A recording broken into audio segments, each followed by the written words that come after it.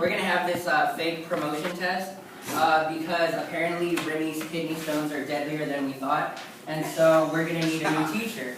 In order to have a new teacher, one of you is gonna be like the lucky contender, but we have to obviously see if you're qualified to be the new AP Gov teacher.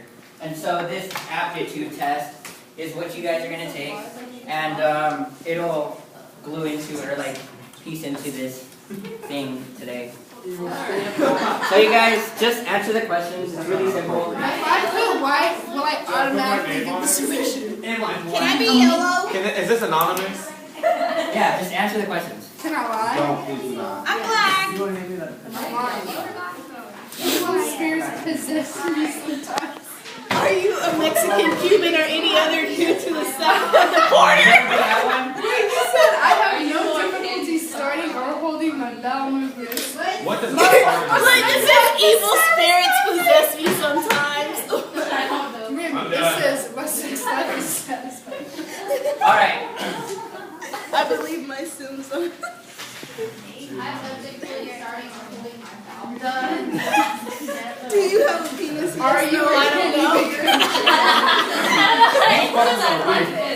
You can keep them, you can keep them. Alright, so the correct answers for 1, it's B, 2 is B, 3 is B, 4 is B, 5 is A, 6 is A, 7 is B, 8 is B. Start from the beginning. Wait, 1 is B. finish it. No. Okay, just keep going. I got it. 1 is B, 2 is B, Yes. 3 is B, Yes. 4 is B, Yes. 5 is A, Yes, I got that one right. 6 is A, Yes. 7 is B, 8 is B, 9 is A, Yes. 10 is A, 11 and 12 are also A. Yes. And so this aptitude test is supposed to like eliminate everybody else that's not competent enough to be the AP Gov teacher. But in reality, what this test does, it weeds out anybody that isn't male or white. And so this is kind of what happened with Griggs versus Duke Company Power. This was a case between an employee and the employer. Willie Griggs wanted to apply for another job, or like move into another department. Whoops. And that was to be a coal handler because he was previously on the labor department. But in order to do that, he had to take 2 tests. It was the Wunderlich personal test and then the Bennett mechanical competence test. And then there was an additional requirement to have a high school diploma. However, at the time, there was a 3-to-1 white to black high school graduation rate. So out of every 3 white people that graduated, only 1 black person graduated. So like the probability that a black person would be eligible for this promotion was very smaller than if you were white. Also, at the time in the company, the positions of jobs were really rigidly segregated. So like a lot of the people that worked in the labor or the lowest department of the company were black. And then other departments were actually white. And so, what do you call it?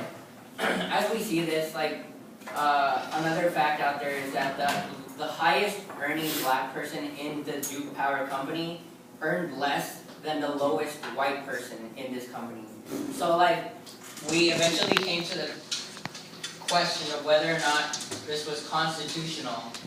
And so, like, we moved up to the Supreme Court, and basically what it surrounded, it was focused around by, was Title VII of the Civil Rights Acts of 1964, I believe. And basically what that says is that we can't have discrimination in the workforce, like, and so like the test that you guys was a bit sensationalized, but these are actually real questions that if you look at them, they actually have no relation to being a coal handler, nor do they, like, it's just weeding out black people from this, from the promotion. And like, really, you don't need to know the difference between present and resent in order to be a coal handler.